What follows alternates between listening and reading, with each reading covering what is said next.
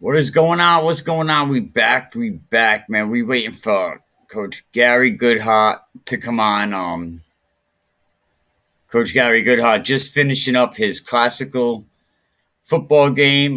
That game didn't go the way that Coach Goodheart wanted. I'll let him explain that. But it looks like we're starting to know who's going to be in the next round of these games. What you're watching on screen right here is Fans Only Sports. You can go there and watch the Mount Pleasant Tolman game. They got the soccer championships going on. They're about to get into hockey season. It's definitely going to be lit. You can check that out. But it looks like, let's see some of these brackets, man. All right, what do we have here? The Divisional 2 Championship bracket. Mount Pleasant and Tolman, the game you have seen up on the screen. We know Mount Pleasant won that game. And to watch this game, definitely go to Fans Only Sports. You can watch the entire game. I'm just waiting for Coach Goodhart to come on, and I think he's coming on now. So I figured I'd catch a little bit of the Mount Pleasant Tolman game that went on last night. Very good game. And I don't know when the last time you had Division 2 be in the semis, but we're going to bring in Coach Goodheart. What's up, Coach? How we doing? Oh, not terrible, not great. Nah, you've been better. You obviously been better. Very competitive game, if I gotta say. I didn't see the game, but I seen the score. I think with 3 minutes to go, it was 15-8, if I'm not mistaken. Yeah. There's Run us through the game. uh you know, we, defensively we played pretty dang good against a really good classical team, to be honest, considering 2 weeks ago they put 50 points on us, 35 in the second quarter. Um just the first quarter, we got a stop, and then we marched down and scored, went up 8-0, and I think like next play they scored, first play threw a bomb to Buchanan, and I mean week to week I don't think there's anybody who's been able to really stop him. And I think first play of the game against St. Ray's they threw a bomb and he caught an 80-yard touchdown. So with a kid like that, with that kind of talent, that kind of speed, and that kind of size, it happened real fast.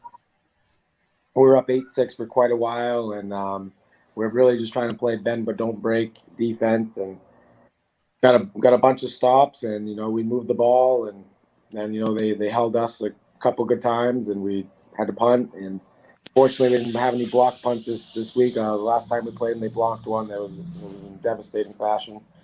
Um, Going into the second half, we get the ball to start, and then our offense, we had like one or two good drives on that series or whatever, and then we just kind of stalled, and we was trying to play the slow game. And I think they they got some good dogs over there, and it makes it tough to play four quarters of football. Hoping that you can make a big play or get an interception when they don't really turn the ball over. We had a couple of really really crucial sacks in the game. The fourth quarter, it was a little bit devastating. There was just a lot of penalties called that were crushing penalties. So that really deflated us. But they got another score there. They were up like 15-8, and then they went for a field goal, and then they got a score late, and then we scored like pretty quick right after that. So the final was 22-14, and we had an opportunity to kick an onside kick, but our kicker whiffed on the on the ball, and the ball only went like 7 yards. But yeah, Classical, they deserve that win. They got great kids over there. Chris is a good coach, and he's doing a great job over there. And hopefully we can maybe get him next year. And this season we're gonna just look forward to Thanksgiving Day, and hopefully we can make a little bit of history on that day. Yeah, definitely. You're going up against West Warwick traditionally, as Coventry does. It's nice when communities build up a rivalry, and Coventry West Warwick is definitely one that it's been around for a while. From what I understand. But hats off to your team. You won a Super Bowl last year. You come back, you get into the playoffs, keep chipping away at it. A lot of things were against you guys this year, and you still were able to put the kids on the field and put out a decent product, Coach Goodhart. You have a consolation game scheduled next week, or have you not looked that far ahead? No, I haven't heard anything about that. I didn't know if that was something that was going to be scheduled or not. I don't really know because I mean this is our Coventry. I don't know the last time Coventry made the Division II playoffs. To be completely honest with you, so No, yeah, you know what? You're right. Coventry made the Division II playoffs, which is I know. That in the spring they moved us to Division III, and we talked about it before. You give us a schedule, you got to play it. So we were fortunate in that nature, but Right. this is our first season as a staff in Division II, and not that this is what we wanted to do is just make the playoffs. I wasn't good enough. Obviously, we wanted to win, but Coventry hasn't been in the Division II playoffs in a very, very long time. I don't know when the last time is, but you know, I don't really know what to do from here. I don't know if there's a constellation game or what goes on, but we're gonna get prepared for West Warwick. Well, I know that they've been trying to keep kids loose going up to Thanksgiving, give them something to do. And I heard of teams that was scheduled this week game and next week, so I assume the league's going to reach out and schedule somebody just to give the kids a game. Um, I think Rogers, no, I think Mount Hope couldn't play their game because they had a COVID case, but West Warwick played Cranston East last night, um, so yeah, well, definitely you'll probably have a game next week, but you're absolutely right. Now that you say it, Coach Dunbar gets his first playoff game in Westerly. So Coventry hasn't had a playoff game since the administration before Coach Dunbar. So I mean, hats off to you. For you get the Super Bowl in D3, you come back, you make the playoffs. I'm sure next year, you're gonna be right back. Like they say, we don't rebuild, we reload. Yeah, that's kind of the plan. I'm not making excuses about our team, but we were hurting on the old line. We're really thin on the offensive line. So, next season, not projecting, but we're gonna have 8 kids. We'll be able to play on the offensive line with experience now, and they're going to be a little bit bigger. I mean, we only have 2 seniors on the offensive line. The rest are freshmen and sophomores. So, for the future, I mean, heck, on defense, we start 6 underclassmen. We have 5 seniors on the field. Everybody else is an underclassman, including two freshmen and 2 sophomores. So the future with our program, we're gonna, we're still gonna be able to, make some things happen. Hopefully next season we can make a little bit more noise and we can go a little further in playoffs. No, yeah, I definitely think that. So you seemed like you guys were a little light going into this game. You have young guys. You got your team's not 100% healthy, nor is anyone healthy this time. And you played competitive football against Classical, like you said 2 weeks ago. Handed you probably one of the worst, defeats that you may have had. Um, yeah, what I mean. I say that respectfully. And you came back and you played competitive football today, which a lot of people, didn't think you would have this close of a game. Yeah, to be honest, I mean, I've only been a head coach since December, so to be when I was back in Maine, I coached in my very first year. I was an assistant. We lost 76-14, so that was probably the most devastating loss I've ever played in. But as a head coach, 50-12, that is the worst by a large margin. Hopefully, we can never do that again. But I think just revamping. Even going into the last game in Classical 2 weeks ago, we had a good game plan. Just when you turn the ball over, you throw a pick six, you fumble on a snap, and you kick the ball into Buchanan's hands off the fumble, and then he picks it up and scores a touchdown off that fumble. And, I mean, that's just kind of how that second quarter went. It was 6-6 in the first quarter, and then the second quarter just spiraled out of control, and we just couldn't get out of the way of the snowball as it built momentum and got bigger going down the hill essentially. So, this week I think we had a similar game plan.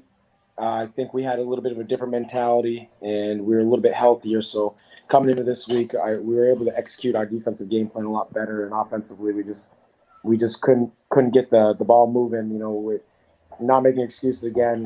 We got some really really young inexperience on the offensive line, and when they're sending blitzes, trying to call it out quick, or just being able to push back those big boys. They got 77 and 76. Those are 2 grown men, and they're strong fellas on that line. So when you put kids that have never played a varsity football game, or you got freshmen out there trying to push those kids around. It makes things a little bit challenging. But I'm proud. I'm very proud to be the Coventry head coach. I'm very proud of the kids. I'm I can't believe that they rebounded the way they did. It could have gone one way. It could have been another you know devastating loss, or they could have rebounded and played a great game with a really really good football team. And I'm glad it was the positive turnout for us. Hey, not many teams go up a division and stay competitive. I always said that the league puts teams up and down a year too late, and usually when they get to them divisions, it's rough. It's and you stay competitive. So shout out to you for that. Now maybe going into next week, we have maybe we can get your predictions on these Division Two matchups. Division Two B semifinals. All four teams are from the B side. Yeah, that's I think Stan sent a tweet out earlier today or last night or something about if Classical won today, which really trying to sneak in there and hopefully we'll beat Classical and get in that playoff, but that didn't work out. That's a kudos to that Division Two B side. All four of those teams, they deserve it. They have great seasons, and I think I think all roads are going to lead to one team, but it's going to determine. I think the Classical Tolman game is going to be a big game. I think Westerly is playing really good football right now. I think Coach Dunbar will create a good game plan, but I think sometimes, doesn't matter what kind of game plan you have when you got some dogs like St. Ray's Mhm. got. You, they got a little bit different type of fight in them, and they got some specimens over there, and I'm going to be rooting for Westerly because Coach Dunbar's my boy and whatnot, but I think they got one hell of a task in front of them. That's for sure. You said I'm ride or die. I gotta say, if there is a coach, and this has no bias or nothing, I said this when Stanley was at Coventry. The guy can scheme. I talked to you before. The guy can draw up. I mean, look at his halftime adjustments this year alone. Barrington played like Stanley said it, like their life depended on it that first half last night of that game, and I was like nervous, down 21-7. I'm like, whoa, I did not see that coming, and to see them, the drive in that game and Wesley fight back and end up winning that game 34-23, I think because of the safety. It Yeah. was 34-23. I actually had to make sure I had my $10 subscription to NFHS paid up so I could watch that game. Um, yeah, it was an interest. It was very good. And then halftime, he pulls away, and Tolman, salute to them. Beating Mount Pleasant. I said it on the show that I was rooting for Tolman to overtake Mount Pleasant. And shout out to Coach Addison. Taking a Mount Pleasant team. Coach Quayway leaves last year, so it's a new coach, whole new program, and he had some kids that never played high school football before, like Jeremy Ketter, that played that ran the ball very well this year.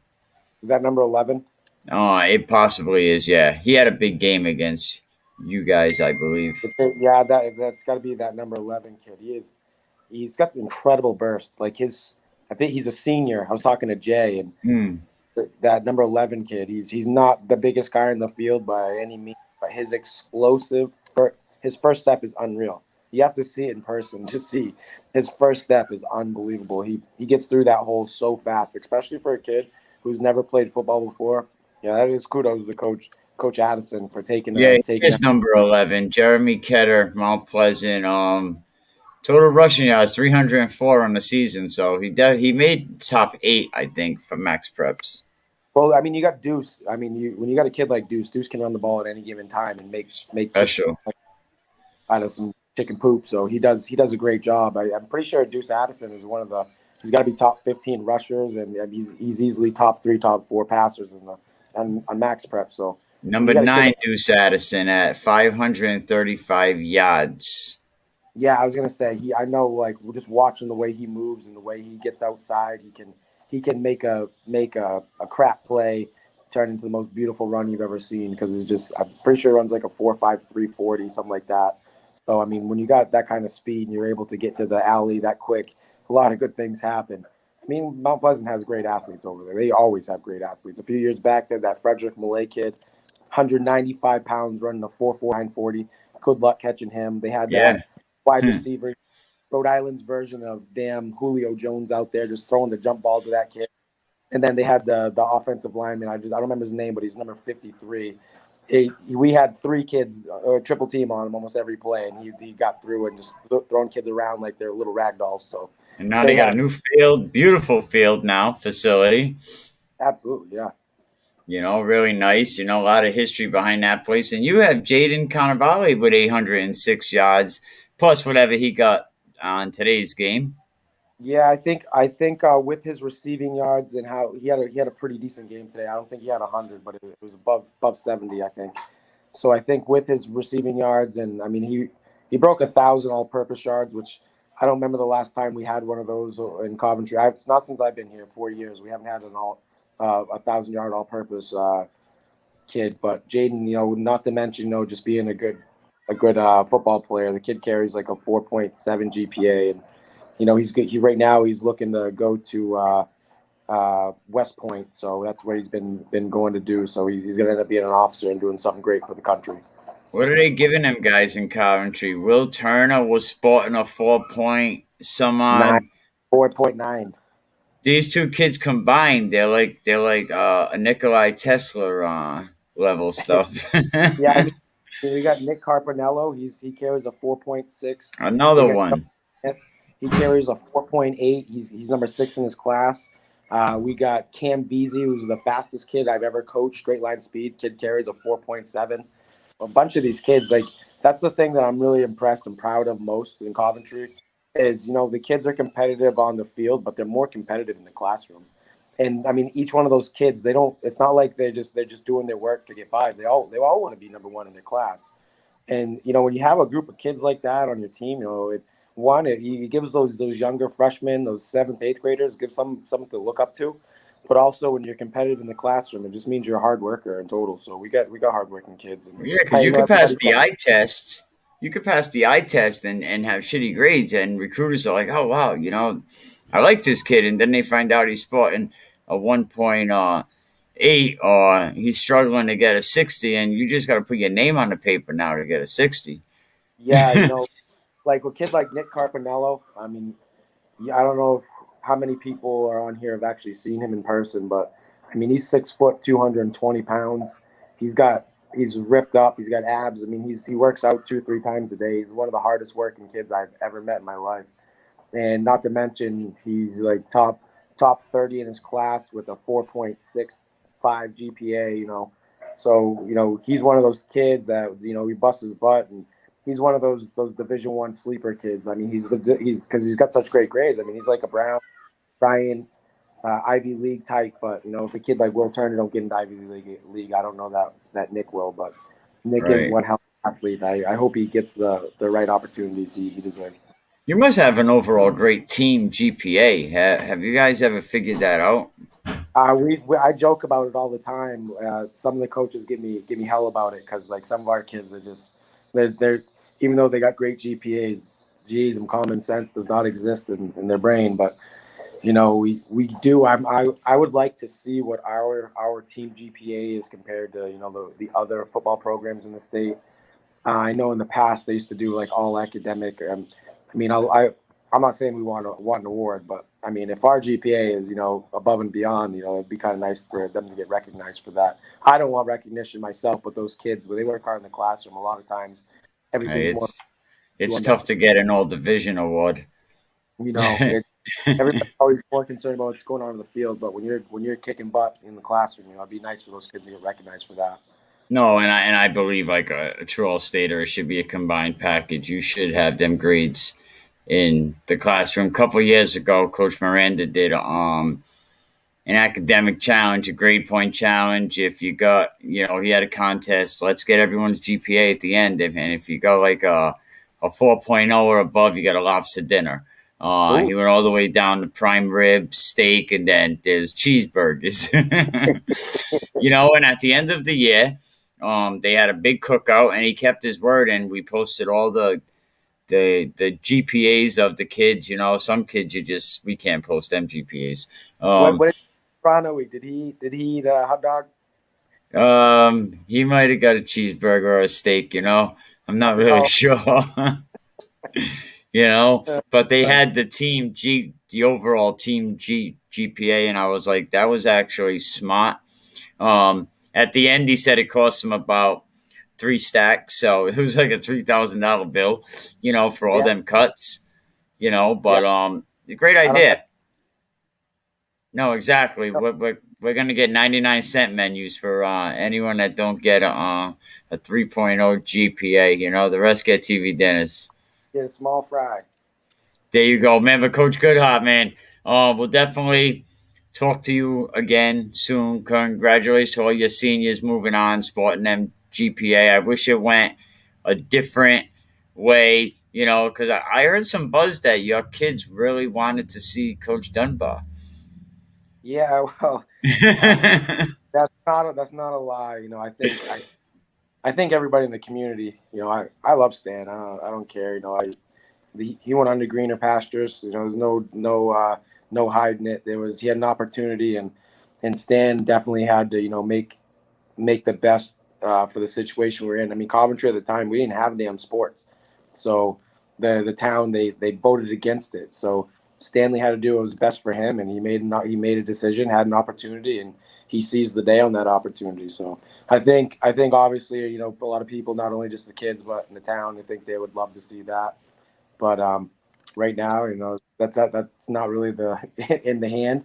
No, Stan's got. no, definitely not. It would have been, it could have been, but I actually wanted to see it. I really did. I wanted to see it. It would have been cool, because it's just I think me and Stan kind of have similar philosophies, but it would have been good to watch. Yeah, all right, Coach Goodhart. Thank you very much. I really appreciate it. We'll talk soon, and good luck to everyone else advancing to the next round of the playoffs, man. Thank you, Coach Goodhart. Hey, thank you, Mikey. Thanks for having me, and yet again, thanks for all the stuff you do for the state of Rhode Island and the high school football programs. We appreciate it, and I just want to say, hey, good luck to all the coaches out there still in the playoffs. Hope everybody stays healthy.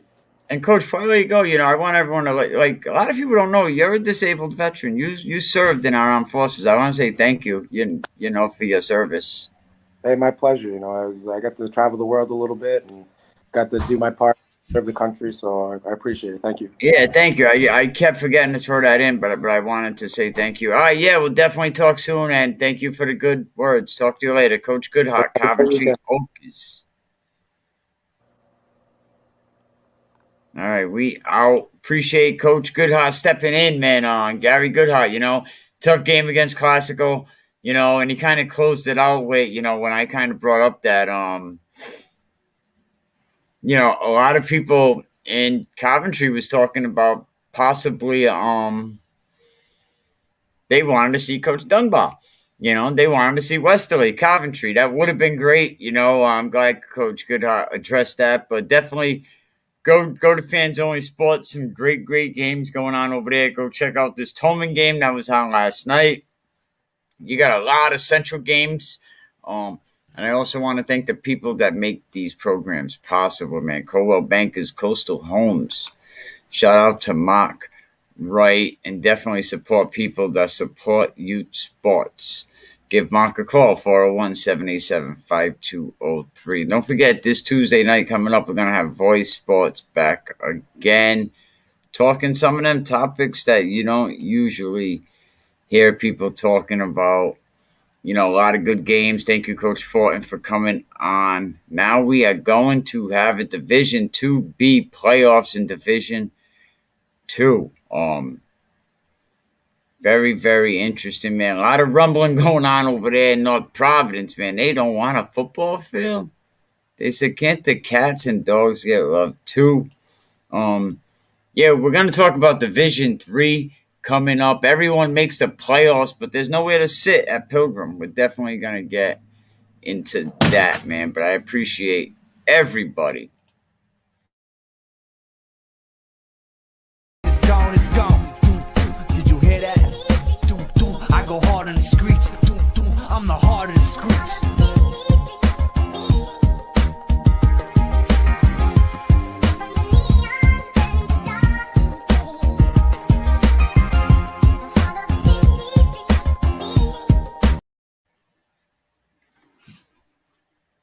Okay, thank you. We out of here. Keep It Real podcast.